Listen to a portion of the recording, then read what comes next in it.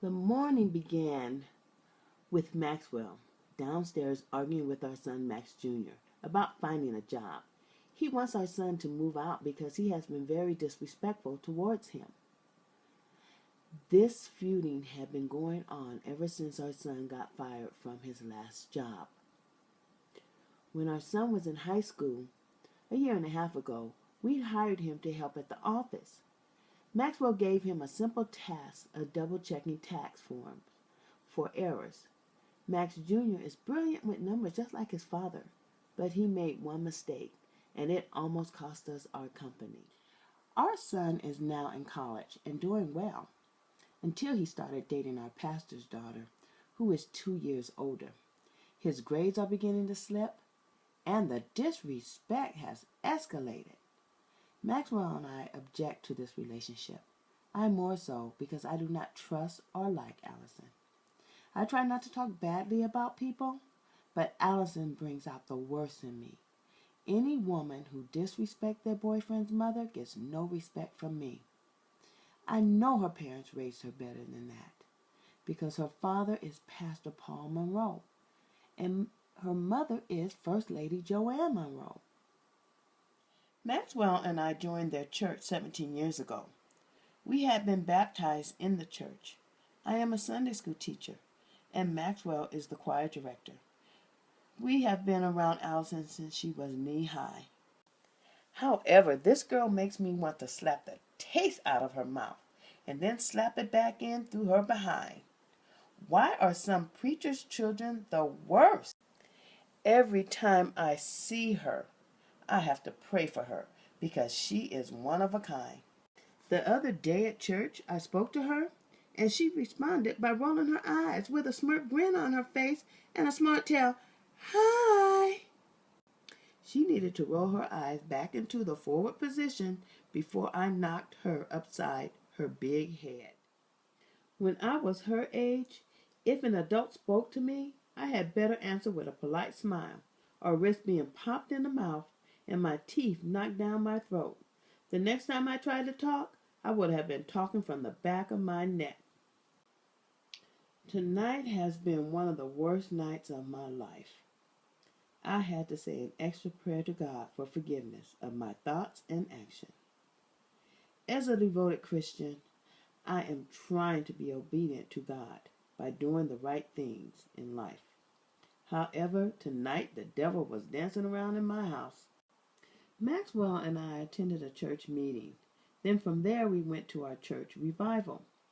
I became ill, so we left early. Max Jr. was to go to my mother's house for the weekend. However, when we came home, his vehicle was still in the garage.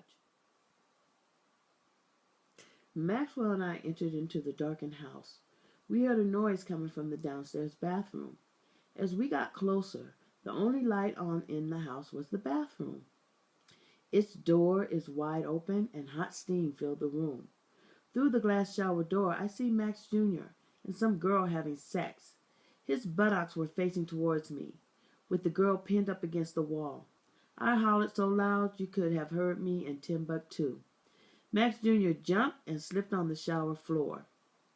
That is when I saw that no-good heifer Allison, standing there with a smug look on her face. She did not try to cover up her nakedness with her hands or arms, even when she saw Maxwell standing in the doorway.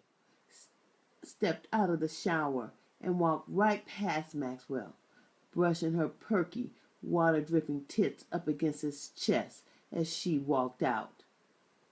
Maxwell grabbed a towel, trying to act as if he was using it to dry off his shirt. However, unbeknownst to him, I had already seen his manhood reaction.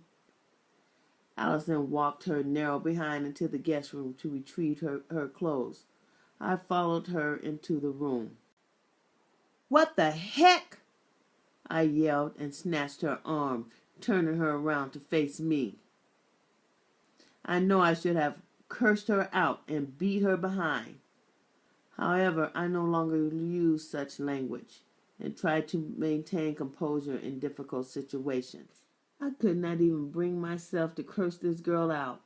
Lord, thank you for giving me the strength to hold back on how I really felt. what? She had the nerve to respond with a condescending attitude. You know what? How dare you brush up against my husband in that manner? And how dare you disrespect my home and me? Miss Albright, it was an accident. I did not mean to brush up against Mr. Albright. And as far as being here, your son invited me over. Don't play me, girl. That was no accident. After you get yourself dressed, I want you out of my house. If I ever see you in my house again, you will be arrested for trespassing. I yelled and then slammed the door closed. This heifer had lost her mind.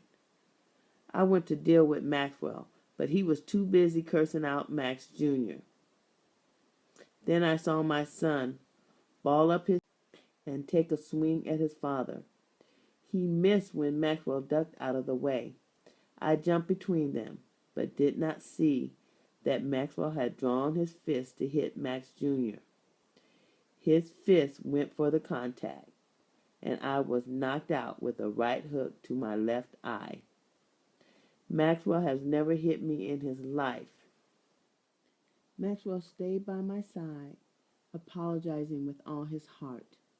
I could feel the agonizing pain he felt while sitting by my bedside, gently holding an ice pack on my eye.